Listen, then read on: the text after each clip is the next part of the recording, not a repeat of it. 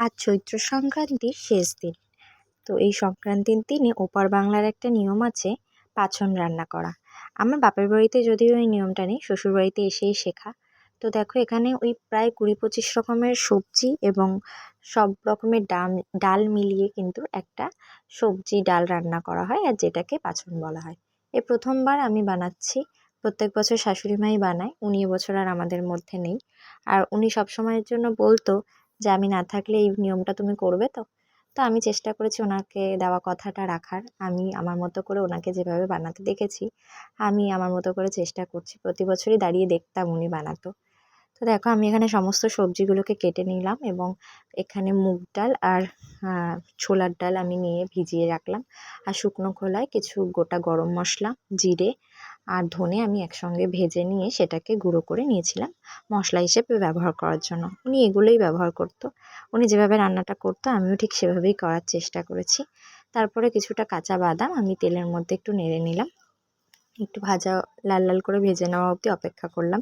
তারপরে দেখো এখানে আমি সমস্ত সবজি ধুয়ে পরিষ্কার করে কেটে নিয়েছি। সব কিছু কেটে নিয়েছি এখানে বাদাম, নারকেল, কিশমিশ আর সমস্ত রকমের সবজি দিয়ে এখানে আমি কমপ্লিটলি কাটা কমপ্লিট। দেখো এখানে কুমড়ো, আলু, তারপরে সমস্ত কিছু আর কি, সমস্ত সবজি দেখো, পেঁপে, ভেন্ডি, বেগুন, সমস্ত সবজি, কাঁচা আমও দেওয়া যায়। তো সেগুলো আমি কেটে নিলাম। তারপরে একটা বড় হাঁড়ির মধ্যে, আর আমি এই রান্নাটা কিন্তু কাঠের জালেই বানিয়ে নিচ্ছিলাম। আমি অনেকটা পরিমাণ জল দিয়ে সব কটা সবজি এর মধ্যে সিদ্ধ বসিয়ে দিলাম। দেখো এখানে সব সবজি দিয়েছি, কাঠি কচু, বেগুন, ভেন্ডি, সমস্ত রকমের সবজি আর কি। প্রায় ২০-২৫ রকমের সবজি হয়েছিল একসাথে মিলিয়ে। মাকেও দেখতাম এভাবেই বানাতো, মানে আমার শাশুড়ি মাকে। তো ওনার থেকেই শিখলাম। স্নান টান করে এটাকে বানাতে হয় এবং আজকের দিনে এটাই আমাদের খেতে হয়। তারপরে ওই নারকেল, কাজু, বাদাম আর আমি কিশমিশটাও দিয়ে দিলাম। ভালো করে সিদ্ধ হচ্ছে, আর এর মধ্যে আমি কিন্তু নুন হলুদ দিয়ে নিয়েছিলাম। তো ভালো করে সেদ্ধ হওয়া অবধি অপেক্ষা করতে হবে। জলটা যখন টেনে টেনে আসবে তখন ওই ভাজা মশলাটা আমি এর সাথে মিলিয়ে দিয়েছিলাম। আর ফোড়নের জন্য আমি একটা কড়াইতে বেশ কিছুটা সর্ষের তেল আর দিয়ে দিয়েছিলাম শুকনো লঙ্কা, তেজপাতা, গোটা জিরে, এটাই ফোড়নের জন্য ব্যবহার করেছিলাম। আর দেখো ফোড়নটা ভালো করে গরম হয়ে উঠলে আমি ওই ডালের সঙ্গে ফোড়নটা মিশিয়ে দিলাম। আর এইভাবেই তৈরি করতে হয় এই পাঁচন রান্নাটা।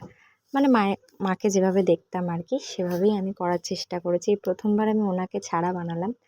ভালোও লাগছিল বানাতে পারলাম বলে, আর খারাপ লাগছিল যে আজকে উনি আমার মাঝে নেই। একসাথে দুজন বানাতাম, আজ আমি একা একা বানালাম। তো জানি না কেমন হয়েছে, উনি থাকলে হয়তো খেয়ে বলতে পারতো ভালো হয়েছে কিনা। তো দেখো আমি আমার মতন করে এই নিয়মটা পালন করার চেষ্টা করেছি। আর সবশেষে দেখো এখানে জলটা ভালো করে যখন টেনে আসবে এবং সবজিগুলো সেদ্ধ হয়ে যাবে, তখন আমি এর মধ্যে একটুখানি ঘি অ্যাড করে দিলাম, যাতে এর স্মেলটা আরও বেশি ভালো আসে। আর ভালোই লাগে বেশ খেতে, আম দেওয়া থাকে যেহেতু একটু টক টক লাগে। তো তোমরা সবাই জানিও রেসিপিটা কেমন লাগলো।